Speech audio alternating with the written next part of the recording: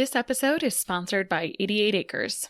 I love stocking my pantry with the delicious, thoughtfully crafted seed bars and seed butters from 88 Acres that just also happen to be free of common food allergens in their commitment to high-quality ingredient sourcing. To get a discount on your order and a list of my favorite 88 Acres products, head over to seeds.88acres.com/less stressed, and that link will be in the show notes as well. It's allergy season again, and a lot of people have a love-hate relationship with histamines. Y'all know histamines because everyone has heard of antihistamines. But what are they really? Let's back it up and talk about it so you can potentially improve or mitigate the symptoms this season. Symptoms of histamine overload or sensitivity could include headaches and migraines, difficulty falling asleep, hypertension, vertigo or dizziness, heart arrhythmias, accelerated heart rate, difficulty regulating body temperature. So like feeling like you need to change the temperature up and down in the vehicle, the temp all the time, anxiety, nausea, vomiting, abdominal cramps, flushing, nasal congestion, sneezing, difficulty breathing, variable menstrual cycle, hives, fatigue, and tissue swelling. So I always warn people that these symptoms overlap with other issues and problems in general, but that if you have enough of these symptoms, or at least 3+, and you struggle with foods like tomato, pineapple, dairy, cheeses, wine, beers, kombucha, or bone broth, you might have a histamine issue. Now, certainly we know that histamines are a problem with seasonal allergies. Now, what's happening in the environment is our allergy or our histamine bucket is filling up. But I was talking to a skin client this morning, and she was explaining to me how now that she was home, she was seeing some spots pop up throughout the day, whereas she was recently in a tropical location and she would only see it pop up after certain foods. This really solidified for me that it was a histamine issue because the change of environment was changing the seasonal allergens exposed, like the exposure of her seasonal allergens at this time. Now, we know it's an issue in allergies, but histamine issues are a problem in a lot of skin cases because histamine symptoms look like flushing, hives, and swelling of skin or just tissue, which is skin, right? So bright reddish eczema is usually for sure a histamine component thing. And it's not always a problem, but it's pretty common, which is why my eczema cookbook is a low histamine cookbook. However, you don't just settle for histamine issues, which I totally wanted to try to include in the cookbook, but the publisher said I talk too much. I needed to cut words and that it's a cookbook, not a, hey, here's all the other stuff you need to do. Which, by the way, when people say things like, can you give me a diet for hypothyroidism or how to raise my progesterone? I'm like, if it was that simple, you probably would have found the answer on Google. And it's not always that simple. So I discourage people from Googling histamine intolerance because it makes it look like it's like not good and that you're stuck with histamine sensitivity. And I'm telling you, the premise of this discussion is don't settle for histamine issues, improve them, improve your baseline and continue to improve them. So when people come to me and say they have histamine intolerances, one, I would like to say it's not as common to have a full histamine intolerance as it is a sensitivity. People who truly have emergency-like symptoms usually have something called mast cell activation syndrome or mast cell activation disorder and might be experiencing frequent ER visits if they're having a real serious histamine intolerance. So when people have a histamine sensitivity, it's more like making your life kind of miserable or less awesome, but it's not really threatening it the same way that the intolerance would be. That's kind of a nuance, but it's a pretty big one, right? So sensitivity would be you're just not really comfortable in life because you might have sneezing, itchy eyes, runny nose, etc., or maybe some tissue swelling, or maybe some of those other interesting symptoms. There are some enzymes on the market for histamine issues because histamine is supposed to be processed by enzymes in the body, and I rarely recommend them because I like to treat the root cause of the histamine issues, which I'll get to improve allergies and histamine. So we got to think about those seasonal allergies, which we know are an overload of histamine. Remember, you can get histamine from food, the environment, or activity. So if you're outside and you have an increase in allergy-type symptoms, it's because you're producing a response to histamine in the environment. Now, if you add insult to injury, you might make your symptoms way worse. So let's say you're having a histamine smoothie every morning, which might look like almond milk and spinach and strawberries and pineapples and bananas. So you're consuming a lot of histamine through your diet, and then you eat a meat and cheese or avocado for lunch and so on. You fill your dietary histamine bucket, and then you're outside outside and you're getting exposed to a lot of seasonal histamines. So the bucket is getting really full. I recently had an episode where I talked about skin flares and hormones. And I think we mentioned in that episode where people with skin flares before their menstrual cycle or ovulation are usually also dealing with histamine issues because estrogen, the spike before ovulation and before their menstrual cycle, about a week before, provokes histamine. But just like estrogen, we need histamine. We would never have something we don't need. It's just easy for it to get out of balance. It's the story of our lives. So let's review. Histamine is a natural neurotransmitter chemical messenger that communicates messages from our brain to our body and creates response when it's needed, like when our body needs help with an allergic response.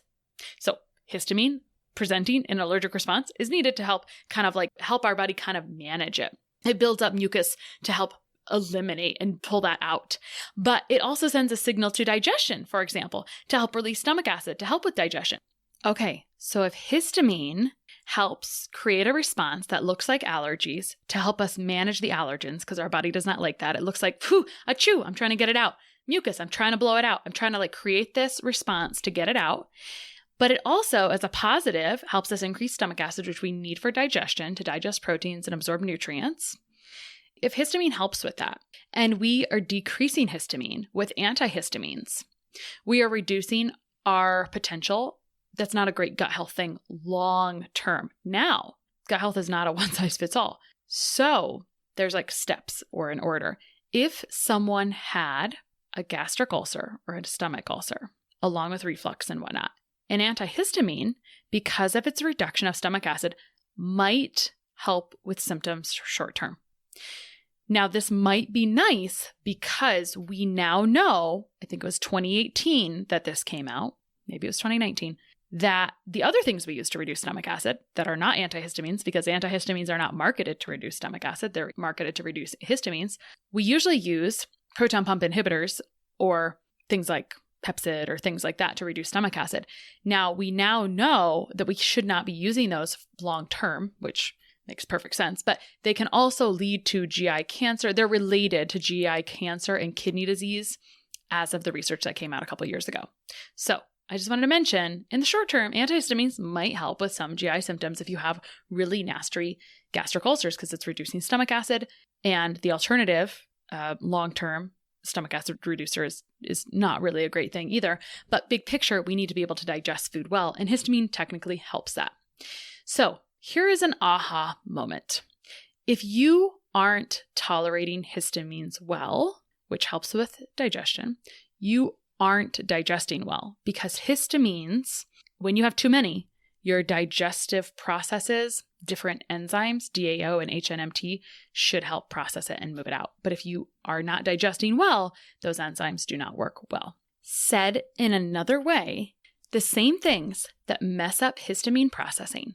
So let's say we throw a wrench in the way of a process. The same things that throw a wrench in the process of histamine are the same things that mess up digestive enzyme function, the same things that help you digest protein, carbs, and fats. So if you cannot process histamine well, that means you're not digesting well. The things that create or wrench or cause problems in this process include gut imbalances, insufficiency of certain bacteria, which will mess up enzymes in general, which is kind of like how everything works in your body. I talk about this all day, every day in practice, which is why I talk about histamines so much in one-on-one practice. So let's summarize. Histamine is all around us. It's a charcuterie board of aged, soured, processed foods and a handful of different fruits and veggies. It's also stimulated by our environment. Also, certain bad bacteria release histamine into our gut. Animal venom has histamine, and if you're stung by a bee, you release histamine because histamine is necessary. It dispatches to an area to increase inflammation or an immune response to that area in the short term to help you cope. It sends resources to that area to help you cope. Mucus is your body's way of helping you cope with something your body does not view as very friendly. It wants to create a thing around it so you can get it out. So histamine is our friend, but we don't always like the symptoms it produces. So the answer is, stop knocking on the door of histamine and asking for your body to produce more and more and more.